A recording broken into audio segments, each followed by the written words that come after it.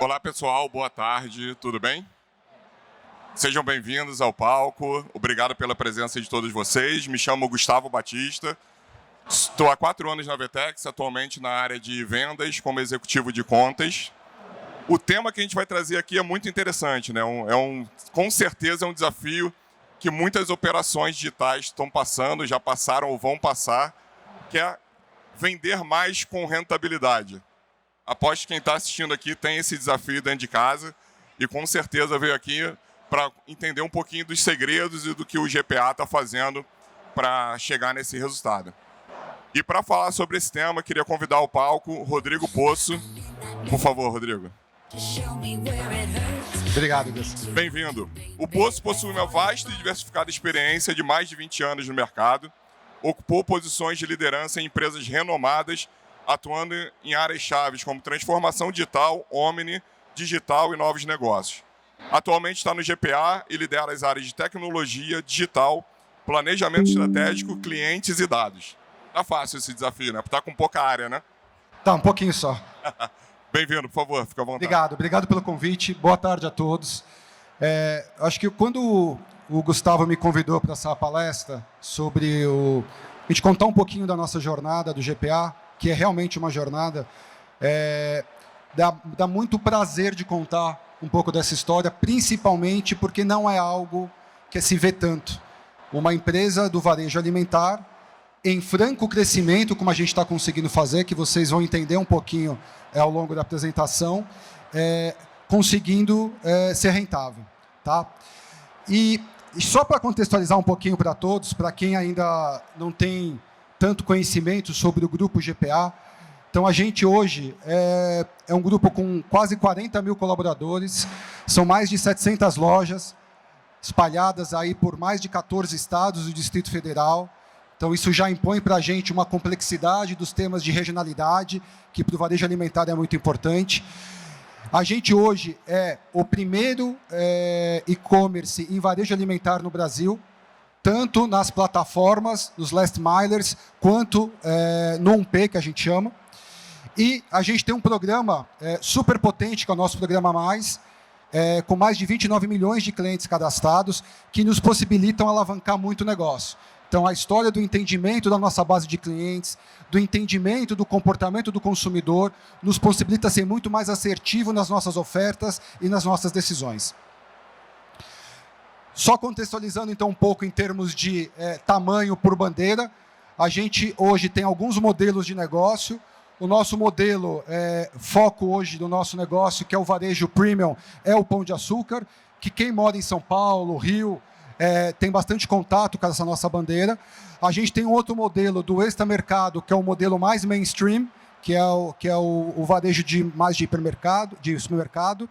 E a gente tem 2 modelos de proximidade, que é o Minuto Pão de Açúcar e o Mini Extra. Um pouco do que vocês percebem pela nossa estratégia de expansão nos últimos anos, a gente acabou focando muito a expansão no modelo e no segmento de proximidade. Muito através das lojas do Minuto e do Mini Extra, a gente focou muito esses últimos anos. Muito porque a gente entende o comportamento do consumidor nos grandes centros, principalmente aqui em São Paulo, Rio, um comportamento de compras menores, e também tem um tema de estar mais próximo desse nosso cliente. A gente consegue operar hoje um supermercado, um mini ou um Minuto com uma loja com uma metragem bem menor do que a gente precisaria por um Pão de Açúcar ou por um Extra Mercado. E só conectando um pouco essa nossa história do digital, da rentabilidade, a gente, desde 2022, com a chegada do nosso novo CEO, Marcelo Pimentel, que falou hoje logo cedo, teve uma visão que são toda a nossa estratégia baseada em 6 grandes pilares, tá? Que aí estão apontados aqui para vocês, e um deles é a história do digital. E isso a gente leva em todas as nossas discussões de decisões que a gente tem que tomar em loja, decisões que a gente tem que tomar com base em alocação de lojas. A gente sempre olha não só a questão do varejo físico, mas também a questão da área do digital que pode ser atingida. E aí também, como um dos nossos pilares, não poderia não estar a questão da rentabilidade. Então, um pouco dessa conversa que a gente vai ter hoje aqui, além de ter Vocês estão me ouvindo bem? Aqui está bastante barulho, mas...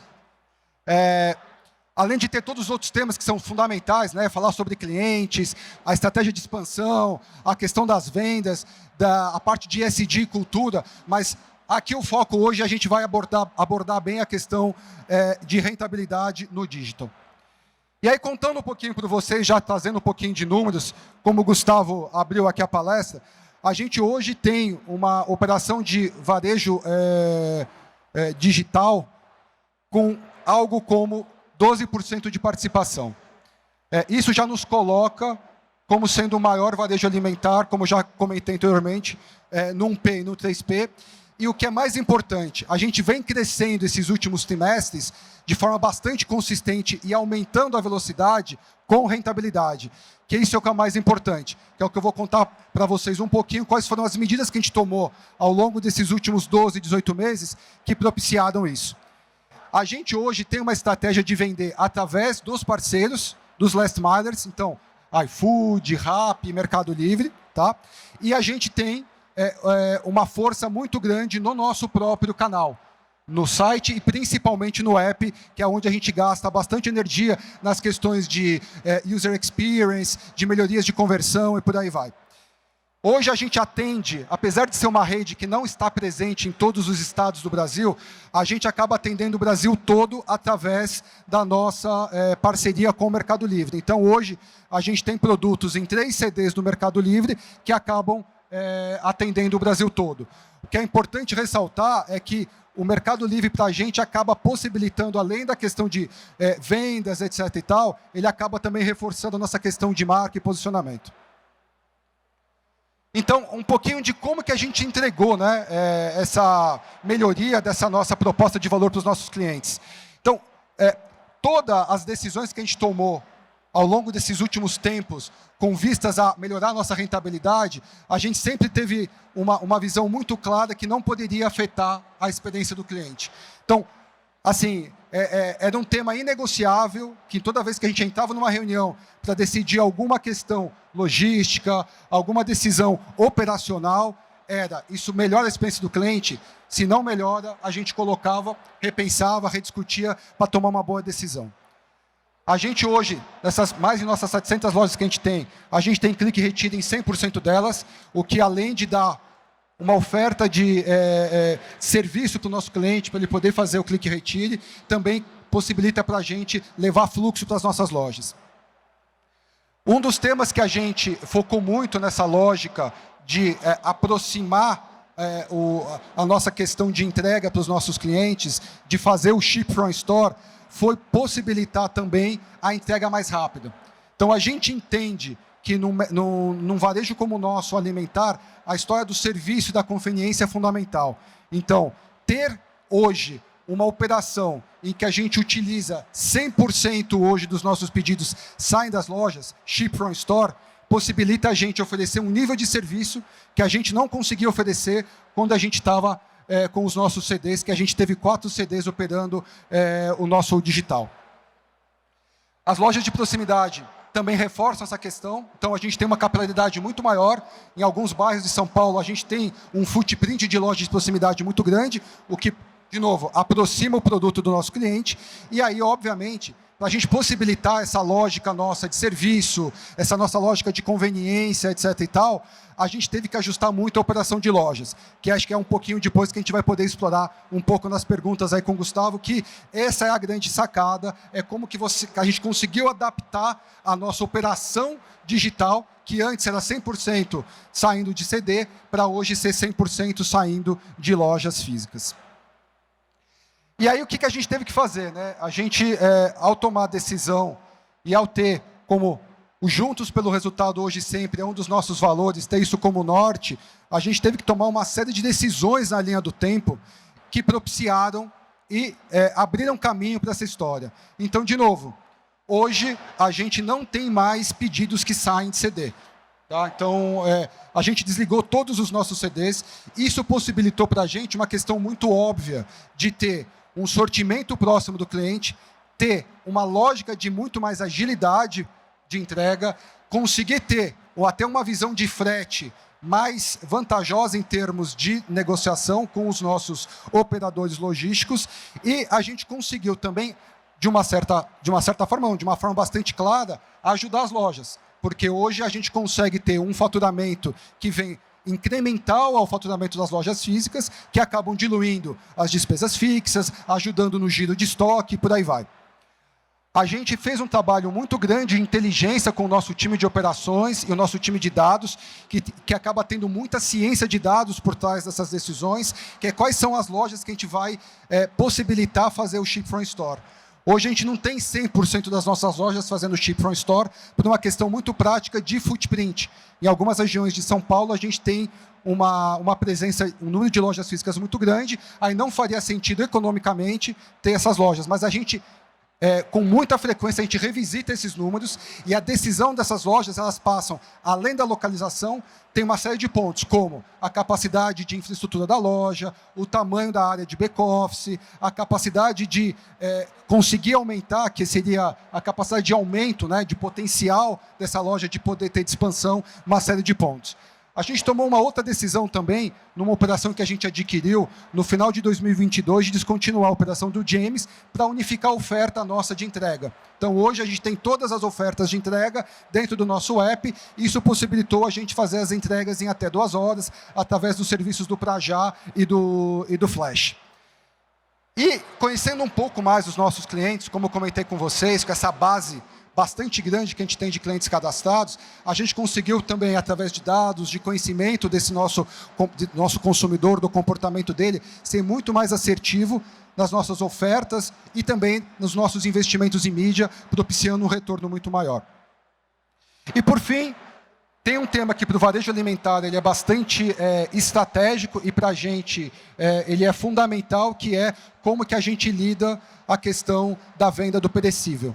Então, a gente sabe que perecível é uma categoria fundamental para você ter sucesso no varejo, tanto físico quanto digital, e a gente tomou isso como desafio, porque muitas vezes o que a gente percebia em pesquisas com os clientes era, putz, eu compro varejo, eu compro com GPA, compro com vocês, faço compras online, mas o perecível fica um pouco na dúvida sobre a questão da qualidade, se a escolha vai ser bem feita e por aí vai. Então, a gente tomou isso como um desafio, a gente conseguiu melhorar em mais de 7 pontos a participação da venda de perecível, hoje representa algo como 35% da nossa venda só de perecível.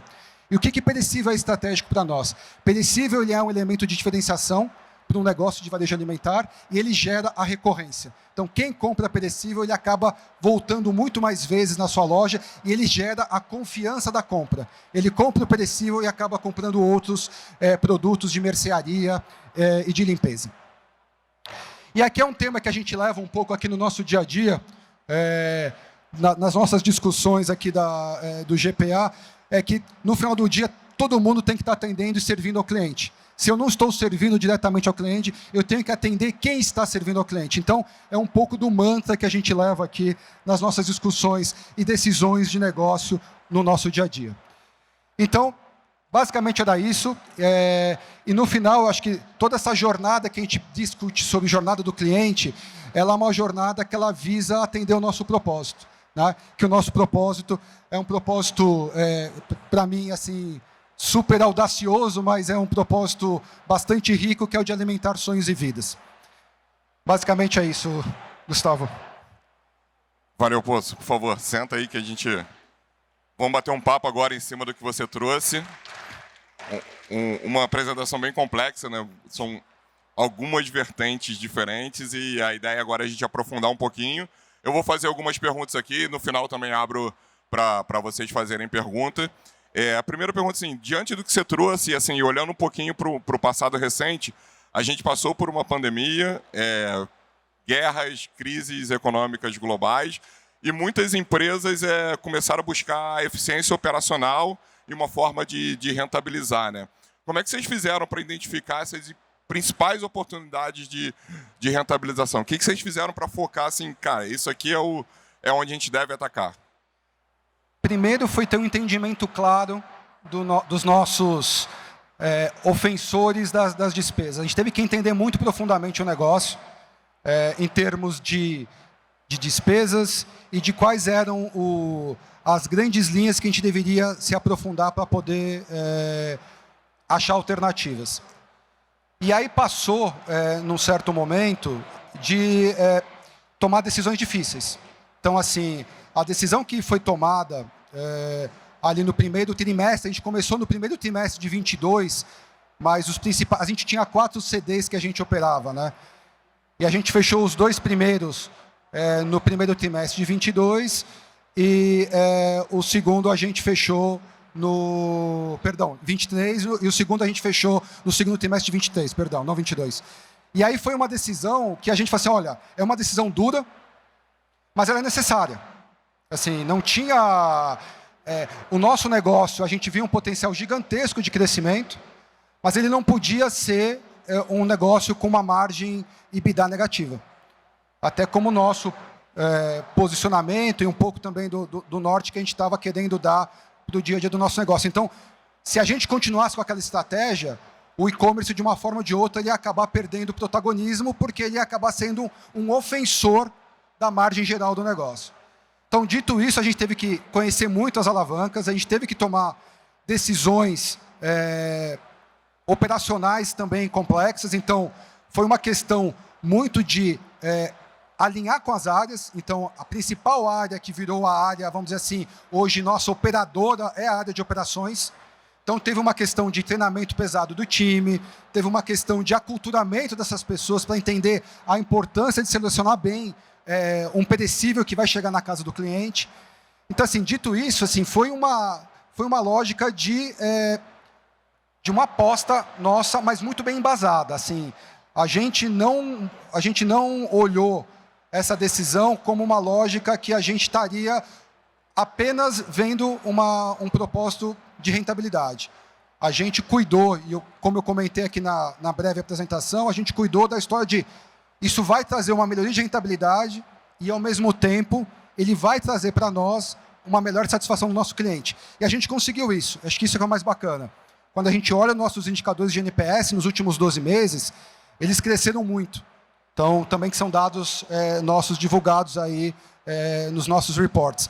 Então, assim, foi uma jornada e a gente está cada vez mais convicto dessa jornada. A gente continua investindo cada vez mais nas lojas, em habilitando as lojas, em permitindo que as lojas consigam oferecer níveis de serviços diferentes. Então, a gente está sempre discutindo, fazendo pesquisa com o cliente para entender o que a gente precisa melhorar ou incrementar na nossa oferta. Dá para dizer que foi um drive, assim, uma decisão mais financeira e passou por uma necessidade de eficiência operacional, de mudança de processos de gestão, ou é meio que uma combinação também? O que você acha? O que a gente entendia, assim, eu acho que foi muito mais uma lógica que a gente via que esse negócio, ele deveria ser ele é um pilar estratégico do nosso negócio, mas do jeito que dava, ele não iria, vamos dizer assim, ele não iria ter o protagonismo necessário. Então, a questão da rentabilidade, ela vem como pano de fundo, mas sempre a discussão foi como que a gente melhora a experiência do cliente. Porque, de novo, se a gente mantivesse a nossa proposta anterior, a gente nunca conseguiria ofertar o nível de serviço que a gente oferta hoje. E mais, a gente não conseguiria ofertar um mix de produto que a gente oferta hoje. Porque, por exemplo, se eu estou no Rio de Janeiro, na loja do Leblon, eu posso oferecer um mix que é específico daquela loja do Leblon, que se você mora no Leblon, você vai comprar e vai receber esse item através do Ship From Store, ao passo que se eu estivesse fazendo um shipping do nosso CD, eu nunca conseguiria te ofertar isso. Então, a lógica do perecível também para o nosso negócio, ela ganha um outro protagonismo também, a partir do momento que eu consigo aproximar a loja do nosso cliente e a loja sendo o ponto de partida dos nossos pedidos. Isso é muito legal, né? Que você não olha só para o viés financeiro, né? Você identifica uma oportunidade, mas no final você quer melhorar a tua eficiência operacional e trazer para o cliente final uma melhor oportunidade. Isso é legal. E assim, não basta identificar, né? A gente identifica as oportunidades, mas tem que implementar, né? E o que você diria que foram as maiores dificuldades para conseguir implementar essas ações com foco em rentabilidade? Eu acho que primeiro foi ter um entendimento claro das onde estavam as principais alavancas. Assim, e tinha também uma lógica de discussão interna, até cultural, que é quebrar um pouco aquele paradigma que a gente não ia conseguir fazer o Ship from Store com o nível de serviço adequado, saindo de mais de 300 lojas, que é como a gente faz hoje. Então, teve um tema de discussão interna, teve um tema de envolvimento das áreas, que isso sempre é um grande desafio. A empresa precisa entender que uma discussão e uma decisão como essa não é de uma área do digital, da área de e-commerce, de uma área de negócios digitais. É uma decisão da empresa. Então essa foi um ponto importante. Acho que sempre é uma dificuldade grande é você conseguir preparar uma operação que é praticamente uma operação de um mini CD dispersa. Então, imagina que a gente tem hoje mais de 300 lojas fazendo shipping.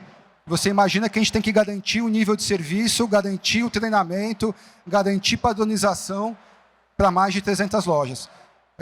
Se você tivesse numa lógica de CD, isso é muito mais controlado, você tem processos mais bem definidos, você tem até o sistema... Tem um WMS. Um WMS mais parrudo, você acaba tendo uma outra lógica. Numa operação de loja, e aí tem um outro ponto que para a gente também foi crucial, é como que a gente expande esse negócio, atende bem o cliente do e-commerce, do digital, mas a gente não pode afetar a experiência do cliente da loja física.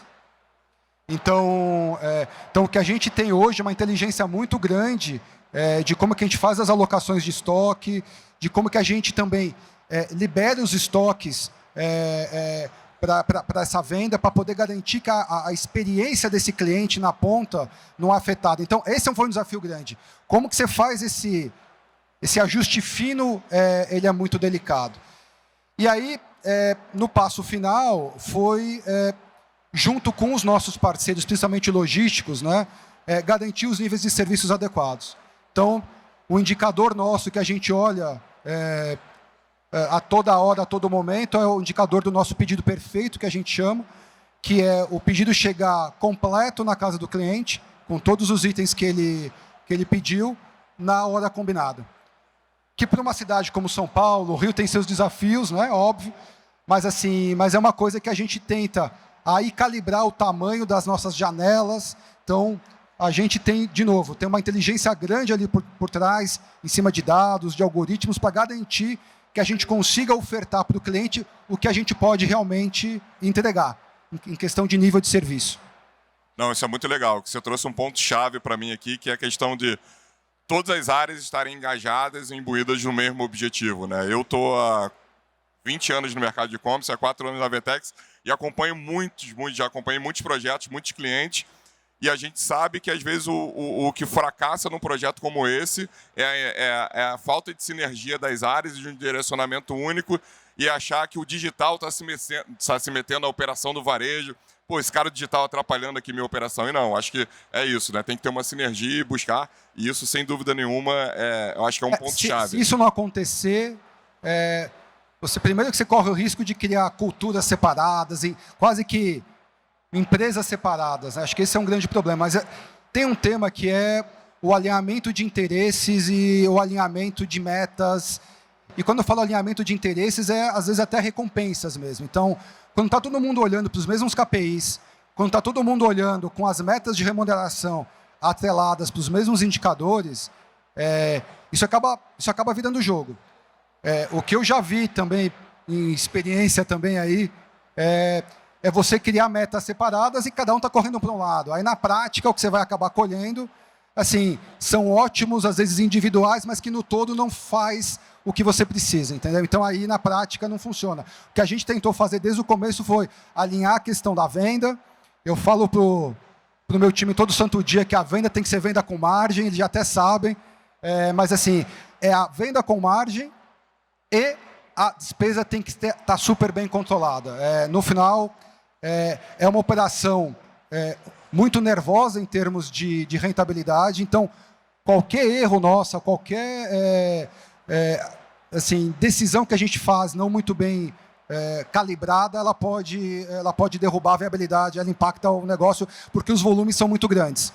Então, a gente tem uma complexidade de ter um volume de número de pedidos muito grande, e você tem perfil também de entregas com o peso cubado diferente, né?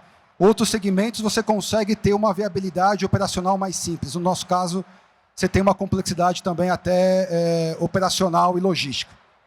Não, legal. E se a gente for colocar numa linha do tempo e trazer para um dado mais cronológico, como é que foi essa linha do tempo para essas iniciativas lá da concepção até a prática? E é algo vivo, né? Não acabou ainda, é algo constante. Depois que a gente colocou no ar a estratégia, assim, a parte final da etapa foram 6 meses, né, em que a gente começou a desligar os CDs e a gente virou para 100% Ship from Store. Mas a discussão é bem anterior. Então, é uma discussão de 18 meses, porque também tem o tema de você, em alguns casos, e aconteceu conosco, de você testar, perceber que o negócio não está funcionando, ou por uma questão operacional, que a loja não está conseguindo atender no prazo desejado, necessário, ou por uma questão que o sortimento não está atendendo, ou por uma questão, às vezes até de processo da loja que não estava bem desenhado. Então, a gente teve muitas idas e vindas ao longo do tempo.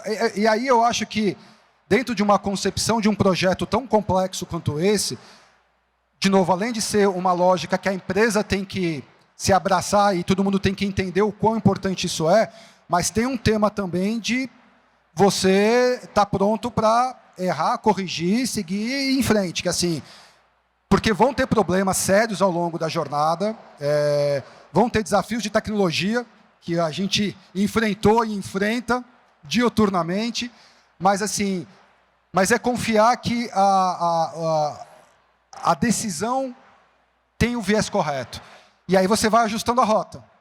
E foi o que a gente fez na linha do tempo. Que eu acho que é uma mensagem importante. Assim, para empresas grandes, um projeto como esse, você vai ter altos e baixos e você vai ter que ter resiliência ali para poder ajustar a rota de voo lá em cima. Porque, em alguns casos, e no nosso caso foi esse, a gente não tinha muita a opção de voltar. Até tinha a decisão de voltar, vamos voltar a religar CD, mas era um nível de complexidade que até torna a história de tem que dar certo, entendeu? Então, te cria uma lógica de resiliência muito maior. Não, legal, você trouxe um ponto que a gente ouve muito na Vertex, que a Rafa fala muito pra gente, que a gente não tem compromisso com o erro, né? Porque, cara, errou, conserta, vamos para a próxima, erra de novo, e assim que a gente vai alcançando os objetivos. Eu acho que esse modelo cultural é bem interessante, né, para conseguir resultados como esse. E aí, tem uma pergunta de 1 milhão. Qual o segredo para o crescimento de duplo dígito do e-commerce de GPA? Né? A gente sabe que o varejo, o digital no Brasil, anos atrás tinha crescimentos astronômicos, já há alguns anos são crescimentos mais tímidos, maiores que o do varejo físico, mas mais tímidos, mas vocês estão numa batida de um crescimento de duplo dígito. Né? Qual o segredo? Não tem uma resposta, não tem um segredo aqui. Mas, assim, eu acredito fortemente que tem uma questão de um alinhamento estratégico que acaba norteando uma série de decisões importantes. Então, quando eu falo e reforço com o time a todo momento a história da venda com margem, ela é fundamental, porque, assim, se eu tiver um cash margin que não for suficientemente bom, por mais que eu tenha uma operação eficiente embaixo, com despesas controladas, etc. e tal, é difícil ela parar de pé, pela própria natureza do negócio. Então tem uma lógica nossa de parceria com a nossa área comercial e com os nossos fornecedores, ela é chave para esse nosso sucesso. Então, tem um alinhamento de calendário promocional, um alinhamento de ações. E aí entra também a outra alavanca importante, que é a alavanca do CRM, de marketing, que é a gente conhecer mais os nossos clientes, poder ser mais assertivo nas ofertas, poder fazer ali coisas para clientes que são mais valiosos, que eu entenda que tem um perfil diferente, fazer coisas específicas. Então, isso também acaba trazendo para a gente um aumento de ticket médio, um aumento de itens por cesta e por aí vai. Tem o outro lado, que é um lado operacional. Assim, quando a gente foi para uma lógica da operação de sair dos CDs, por definição, a gente já parte de um custo fixo muito menor, porque a gente hoje opera dentro de uma estrutura de loja física. por óbvio, a gente acaba tendo muito mais gente na loja do que se não tivesse a operação de e-commerce. Mas, com certeza, é muito menos do que eu teria numa operação de CD. Então, você acaba sendo mais eficiente operacionalmente. E aí tem uma lógica que, para o negócio, é uma lógica vencedora, que é a lógica em que a gente cria uma dinâmica também que, para as lojas, eu ajudo no PNL das lojas, né? Então, uma operação do digital potente em lojas físicas, ele acaba ajudando fortemente a diluição de despesas daquela loja. Né? Então, isso sob uma ótica de PNL, né? de DRE. E sob uma ótica de capital de giro, você acaba propiciando uma gestão de estoques e um giro de estoques muito melhor. Né? Você acaba tendo uma alavanca de vendas bastante potente que você não teria se você não tivesse aquela loja ligada diretamente. E você trouxe um ponto muito importante aqui, a gente está falando muito sobre rentabilidade, né? E você trouxe a questão do CRM e olhar para o cliente, né? Porque tem a rentabilidade do cliente também, né? Você pode ter um viés de olhar a rentabilidade do cliente, né? E não só a rentabilidade do negócio como um todo. E o CRM te ajuda muito, né? A clusterização dos clientes, entender qual é o cliente oportunista aqui, entre aspas, porque ele que só compra em promoção, qual o cliente que compra aqueles produtos tem uma margem melhor, uma margem sem dúvida. E direcionar teu CRM para isso também, né? Que aí é o entendimento do seu negócio. Então, assim, entender os perfis de cliente e entender a margem de contribuição dos seus pedidos, ela acaba sendo fundamental. Porque, e aí, de novo, passa por decisões difíceis, mas necessárias. Em alguns casos, mesmo você ajustando aqui e ali, a tua margem de contribuição pode continuar sendo negativa. Aí você vai ter que tomar uma decisão. Uma decisão prática para você poder tornar aquele negócio rentável, ou então você fala assim, putz, esse tipo de entrega eu não quero ofertar, eu não quero fornecer. Mas ela é fundamental. Agora, a eficiência promocional que você precisa ter, e o nosso negócio de varejo alimentar, ele tem uma necessidade de ter sempre muitas campanhas, né? Então, é da natureza do segmento, né? Então, conhecer o cliente permite que a gente consiga ser mais assertivo nas nossas ofertas e na nossa eficiência promocional. Então, aí a gente consegue oferecer para o Gustavo uma oferta que para mim não é a mesma e que talvez, se eu te desse dando a mesma oferta, você não ia comprar mais por isso. Então, tem um pouco de você não, vamos dizer assim, não gastar desconto desnecessário, né? Então, essa é um pouco a lógica. Legal. E a gente sabe que a logística tem um papel fundamental no e-commerce, principalmente para a omnicanalidade. E quando a gente entra no segmento de grocery, tem uma relevância maior ainda, porque tem essa questão de uma entrega muito eficiente, uma entrega rápida, e cada vez se exige mais isso, né? Você falou muito aqui da questão acho que teve uma mudança muito importante, foi tirar os 4 CDs e começar a operar da loja física. Assim, se você puder resumir, qual a grande diferença dessa mudança de operação e você operar a partir das lojas e não mais do CD? Quando eu olho sobre a lógica da loja, eu acho que tem alguns vieses essa pergunta. Assim, foi a lógica se envolver diretamente numa operação digital que antes eles não tinham tanto conhecimento, eles acabavam, às vezes, até olhando que o digital potencialmente podia estar roubando a minha venda, e hoje eles olham a história do digital como um baita, vamos dizer assim, alavancador do negócio deles. Então tem uma questão cultural que, se a gente não trabalhar bem isso, o time de operações de loja ele acaba sendo ou um baita promotor ou potencialmente um detrator. Acho que esse é um ponto. Sob a ótica nossa de oferta para o cliente, para mim a grande sacada que a gente conseguiu ao tomar essa decisão é oferecer um nível de serviço, uma conveniência que antes a gente não conseguia. Então, ter entregas nas modalidades flash para já, que a gente tem hoje disponível no nosso app, no nosso site, quando eu fazia no CD eu não conseguia fazer dessa forma. Então, isso, e por consequência, isso obviamente cria uma lógica nossa de conseguir atender um cliente que potencialmente não estaria comprando conosco.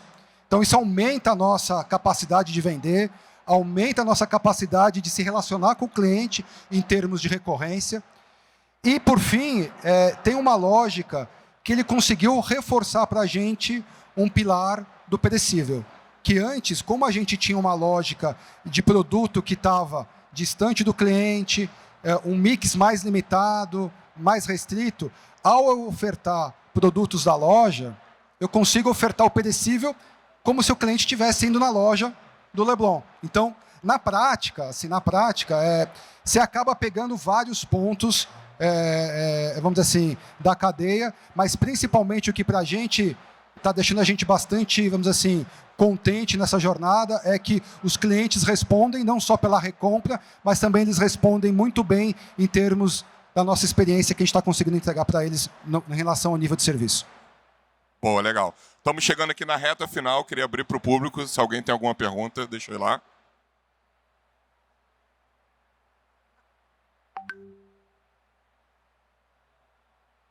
Primeiramente, boa tarde. Obrigado pelo conhecimento.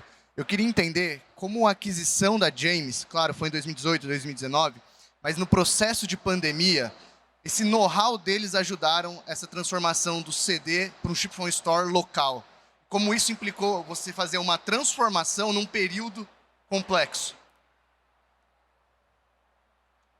Obrigado. Acho que eu entendi a pergunta. Se eu não entendi, você me ajuda aqui, Gustavo, que está muito barulho. É sobre o James, como isso ajudou a questão da pandemia. Tá.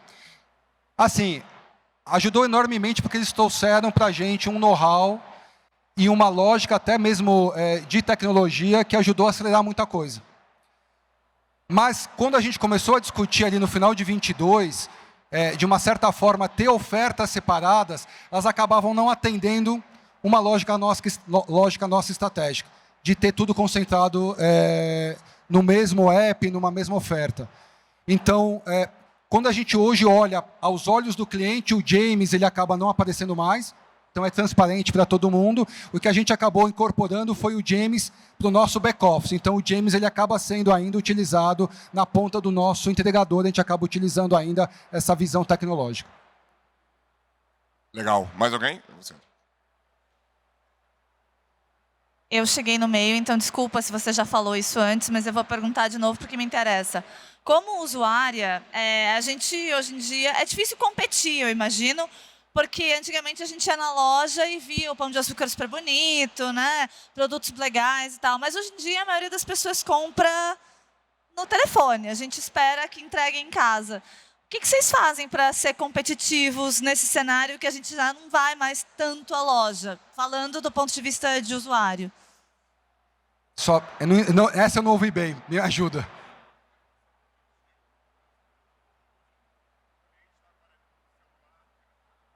No aplicativo. Qualquer aplicativo, sem ser um específico. O que a gente faz, assim, diuturnamente a gente fica buscando elementos de diferenciação. Então, quando a gente olha hoje a oferta que a gente tem de produtos, principalmente no varejo alimentar, com a oferta que a gente tem de perecíveis, a gente consegue ser muito competitivo pela oferta de sortimento. Obviamente, a gente, com o nosso time comercial, a gente sempre fica muito atento às questões de precificação, às questões de produtos eventualmente exclusivos. Então, a gente sempre tem uma lógica nossa, produtos de marca própria, que para a gente é muito forte para o GPA. Então, a gente fica buscando numa oferta combinada de produtos, de serviços, que tem que chegar para o nosso cliente como uma experiência para ele que tem que ser matadora. Então, é aí que é o ponto que é uma experiência da compra, uma experiência do pós-compra, né, que é o da entrega, que ele tem que chegar na casa dele um bom produto, enfim, bem acondicionado e por aí vai. Mas é o nosso desafio do dia a dia. Então, numa operação do tamanho como a nossa, assim, é uma operação que a gente fica muito atento quando a gente começa a perceber que tem alguma loja com o nível de serviço caindo um pouco, a gente tem um time nosso de operações que vai na loja para poder entender diretamente o que está acontecendo, para poder atuar e resolver. A gente não deixa essa experiência para o cliente ficar se perpetuando. Ruim. Infelizmente, nosso tempo acabou, passou super rápido. Quando o tema é bom, é assim, né? Passa rápido. Queria muito agradecer a presença de todos vocês e agradecer ao Rodrigo pelo papo. Obrigado. Obrigado a você. Obrigado.